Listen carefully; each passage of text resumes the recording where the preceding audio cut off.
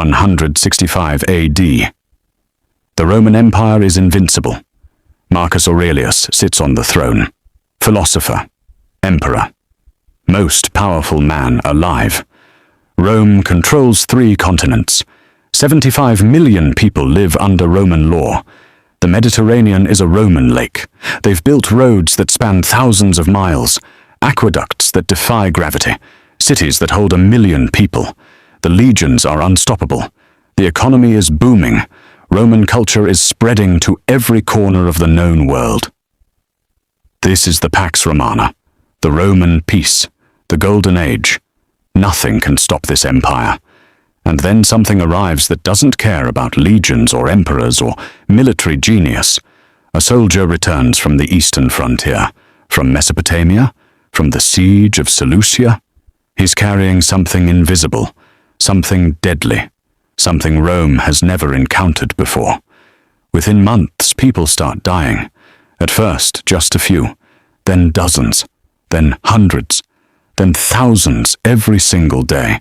High fever, diarrhea, vomiting, black spots on the skin, a rash that covers the entire body. The disease spreads through the army, then into Rome itself, then across the entire empire. By the time it burns itself out 15 years later, somewhere between 5 and 10 million people are dead. 10% of the entire Roman population. Marcus Aurelius himself catches it, dies from it in 180 AD. This is the Antonine Plague, named after the emperor's family dynasty. And it's the beginning of the end of Rome. But not for the reason you think. Because Rome didn't fall to barbarians. It didn't fall to military defeat.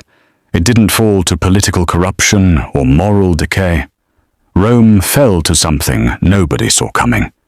Something that historians ignored for centuries. Something that rewrites everything we thought we knew about one of history's greatest empires. The real reason will shock you. Let's start with what you learned in school, the fall of Rome, 476 AD, the last emperor, Romulus. Augustulus is deposed by a Germanic chieftain named Odoacer. The Western Roman Empire is gone. Barbarians win. The Dark Ages begin. That's the story.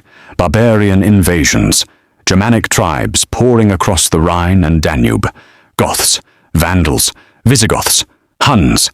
They overwhelm the legions, sack cities, destroy the empire.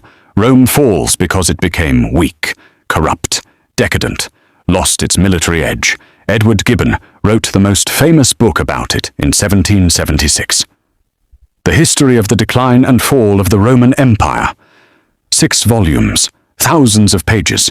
His thesis, Rome fell because of barbarian invasions and the rise of Christianity. The Romans lost their civic virtue, their martial spirit.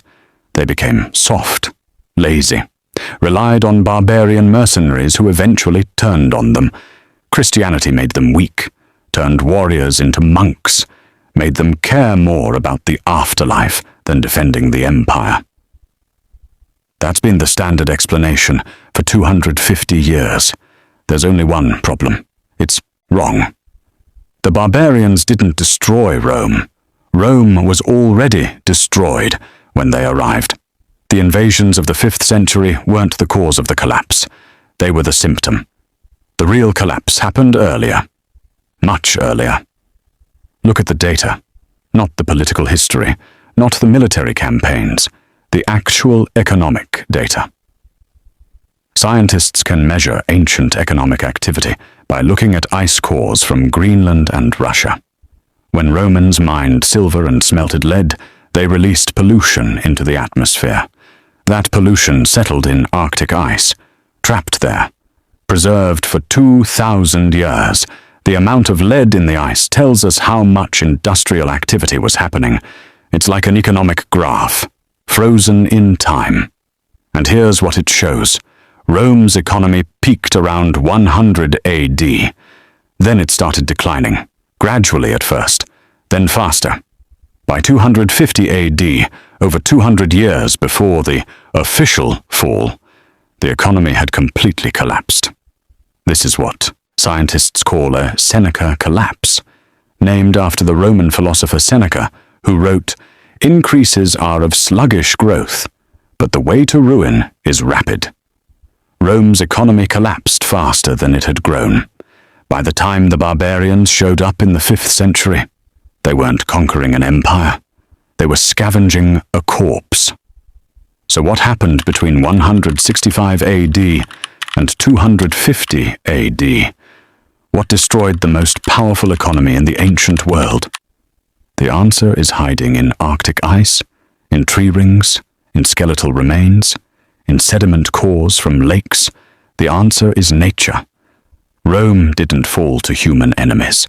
It fell to an enemy it couldn't fight, couldn't negotiate with, couldn't even understand.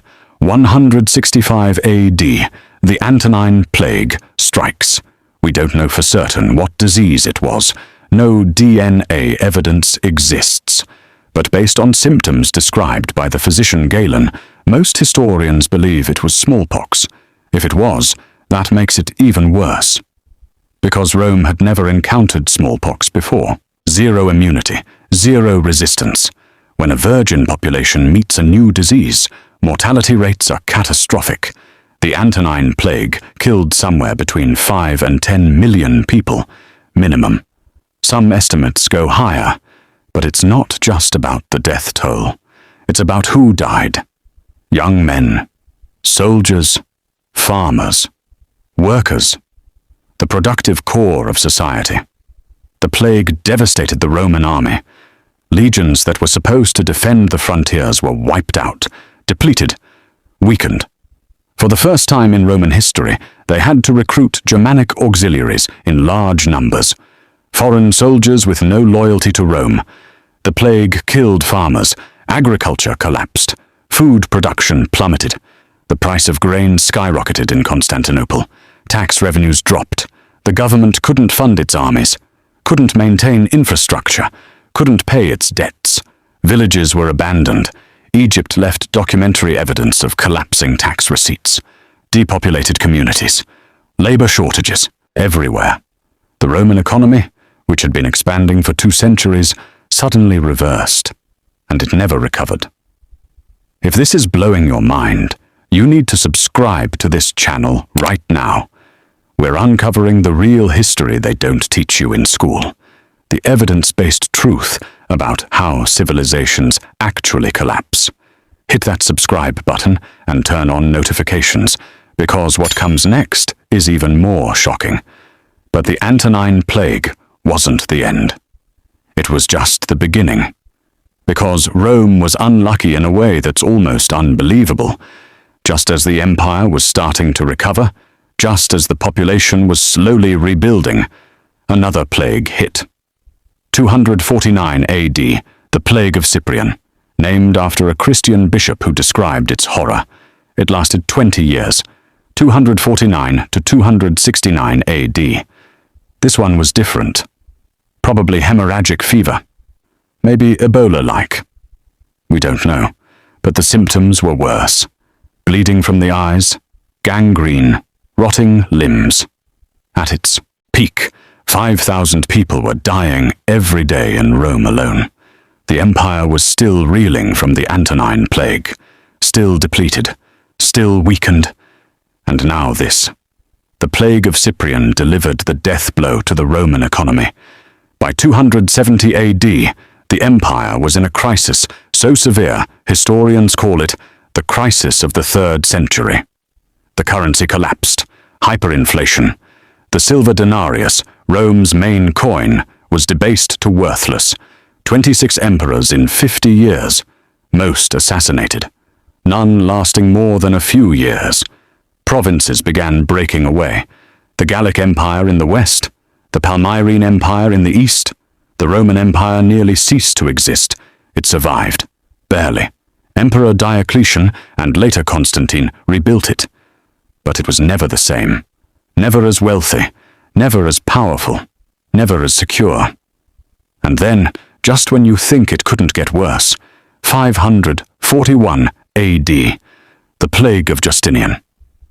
The Byzantine Emperor, Justinian, had a dream. reconquer the West, reunite the Roman Empire, restore its former glory. And he was succeeding. His general Belisarius had retaken North Africa from the Vandals, most of Italy from the Ostrogoths, parts of Spain. The empire was coming back together. And then plague arrived in Egypt, probably from East Africa or India. Bubonic plague, Yersinia pestis, the same disease that would cause the Black Death 800 years later. It spread along Roman trade routes. The very infrastructure that had made Rome great now became its doom. Roads, ships, trade networks. They carried plague everywhere. Constantinople, the capital, population, 500,000 people. The contemporary historian Procopius claims 10,000 people were dying every day at the peak. That number is probably exaggerated. But even if it's half that, even a quarter, it's catastrophic. Bodies piled up in the streets, no room to bury them. They were stacked in towers, stuffed in buildings, thrown into the sea. The entire city smelled like death. Justinian himself caught it, survived. But his empire didn't. The plague of Justinian killed between a quarter and half of the population of the eastern Mediterranean. Some estimates, 15 to 100 million dead. Modern research using ice cores, archaeological evidence, and DNA from skeletal remains confirms it. The reconquest of the West? Abandoned. Justinian's armies were decimated. His treasury was empty. 3 years after the plague began, the Lombards invaded Italy, conquered most of it. The dream of reuniting Rome died with the plague victims, and this plague kept coming back, wave after wave, for 200 years. Every generation it returned. 541, 558, 570, 580, 600, on and on. Each wave killed more people, weakened the economy further, made recovery impossible. By 750 AD, the classical world was over. The population of the Mediterranean region had collapsed. Cities were abandoned. Trade had stopped. Literacy plummeted. The Dark Ages weren't caused by barbarians. They were caused by plague. But there's more. While plagues were killing millions, something else was happening. The climate was changing. From about 200 BC to 150 AD, Europe experienced what climate scientists call the Roman climate optimum. The temperature was warm, rainfall was reliable, growing seasons were long. This wasn't random. This climate stability made the Roman Empire possible. Warm weather meant good harvests. Good harvests meant surplus food. Surplus food meant population growth. Population growth meant more soldiers, more workers, more tax revenue. Everything was aligned perfectly. And then, around 150 AD, right when the Antonine Plague hit, the climate started changing. Temperatures dropped. Rainfall became erratic. Growing seasons shortened. After 450 AD, it got worse. What scientists call the Late Antique Little Ice Age. A volcanic eruption in 536 AD, possibly in Iceland or Indonesia, ejected so much ash into the atmosphere that it blocked out the sun.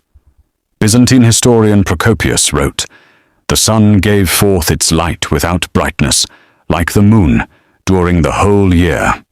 Crops failed across the Mediterranean. Famine spread. People were already weakened by plague. Now they were starving. Tree ring data confirms it. 536 AD was one of the coldest years in the last 2,000 years, and it stayed cold for decades. Cold climate, crop failures, famine, plague. It's a death spiral. Weakened by hunger, people are more susceptible to disease. Plague spreads faster, kills more efficiently. Dead farmers mean less food production, which means more hunger, which means more disease. Over and over, generation after generation. The Roman Empire couldn't recover because every time it tried, another plague hit. Another climate shock, another famine. But wait, there's another factor. One that sounds almost absurd, but the evidence is undeniable. Lead poisoning. The Romans loved lead. They used it everywhere. Laid pipes for water. The Latin word plumbum is why we call plumbers plumbers. Lead in cosmetics. Lead in pottery glaze. Lead as a sweetener in wine. They would boil grape juice in lead pots to make a syrup called sapa or de frutum. Sweet, delicious, deadly. When you boil acidic grape juice in a lead container, lead acetate forms, also called sugar of lead, because it tastes sweet. 1 liter of this syrup could contain up to 1 gram of lead. That's 60 times more than the EPA allows in modern drinking water. Rich Romans consumed this regularly. They also drank wine stored in lead-lined vessels. The water supply in Rome, carried by those famous aqueducts, flowed through lead pipes.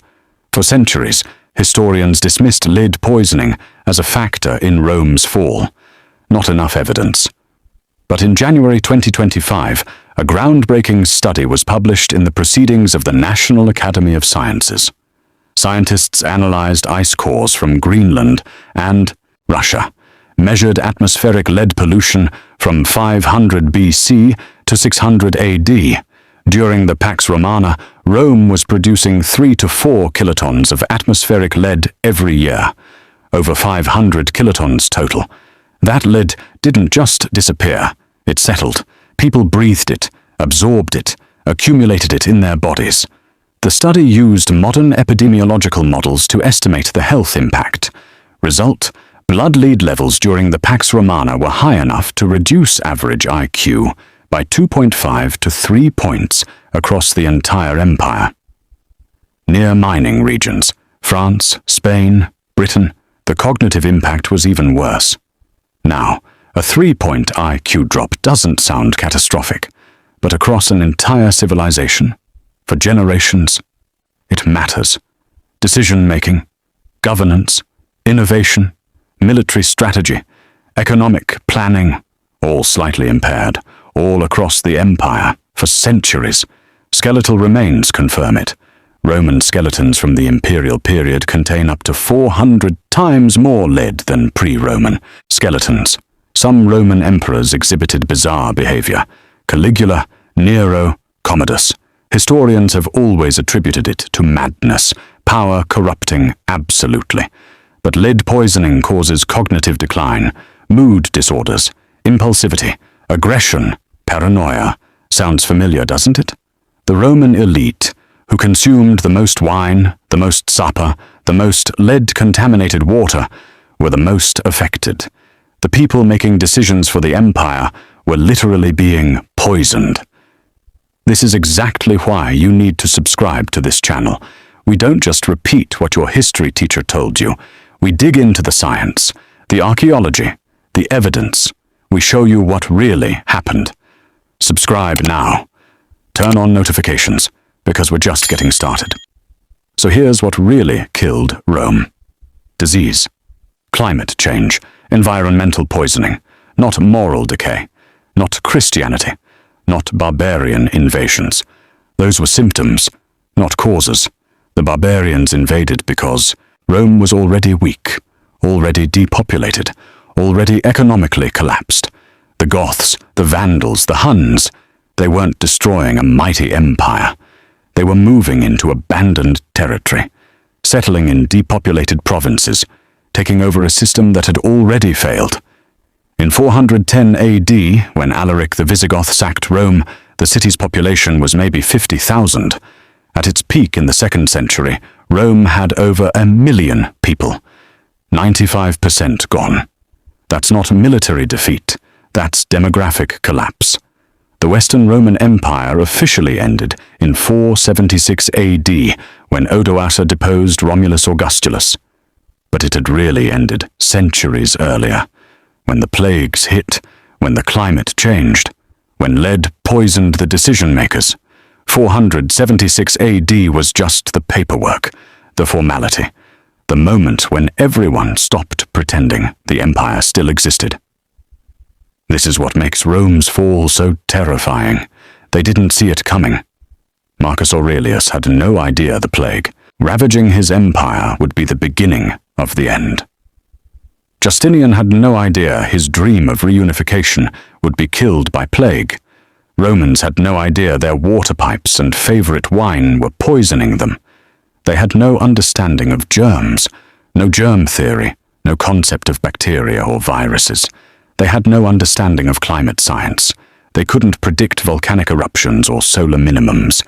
They couldn't see the invisible threats destroying their civilization. And by the time the effects became obvious, it was too late. You can't recover from losing half your population to plague. You can't rebuild when crop failures keep hitting. You can't govern effectively when your leaders are cognitively impaired by lead. Rome tried. They really did. Diocletian reformed the currency. Constantine moved the capital. They recruited barbarian soldiers. They fortified frontiers. But you can't policy your way out of climate change. You can't legislate away a pandemic. You can't pray away lead poisoning. The forces destroying Rome were beyond human control. Or were they? Here's the uncomfortable truth. Rome created the conditions for its own destruction. Lead poisoning. Romans chose to use lead everywhere. They knew it was dangerous.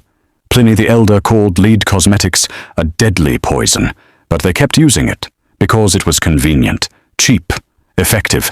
The plagues, Rome created the perfect conditions for pandemic disease. Massive cities, overcrowded, poor sanitation, sewage in the streets, limited clean water, trade networks connecting 3 continents, perfect for spreading disease. Rome's success made it vulnerable. Their roads carried armies and goods. They also carried plague. Their cities concentrated wealth and people. They also concentrated disease. Their trade networks created prosperity. They also created pandemic pathways. Climate change? That wasn't Rome's fault. Natural variation, volcanic eruptions, solar cycles.